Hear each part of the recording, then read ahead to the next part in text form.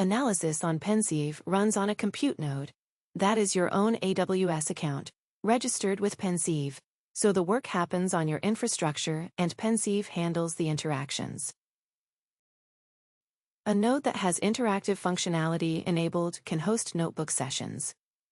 Setting one up on your own AWS account is a topic of its own, which we will cover in a separate video. The Notebooks tab is where those interactive sessions get launched.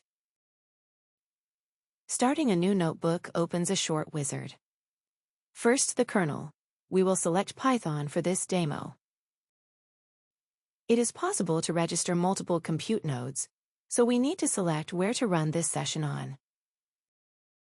Next, CPU and memory. It is worth starting small and scaling up only if you need to, since higher tiers cost more. After that, you can optionally mount a pre-built environment so your packages are already installed. Then the dataset holding the data to analyze. Now the input files. Whatever is selected here gets staged into the notebook's input folder, in this case, 2 flow cytometry files and a starter notebook. Anything the notebook writes out goes back into the dataset, and this step sets the destination folder for those results.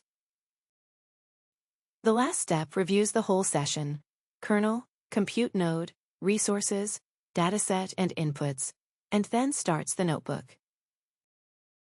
Starting the session provisions a compute task on your node, which takes about a minute, so we will fast forward through the wait.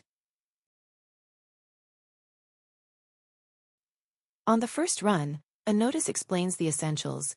Sessions shut down after about an hour of inactivity, and anything written to the output folder is uploaded back to Pennsieve.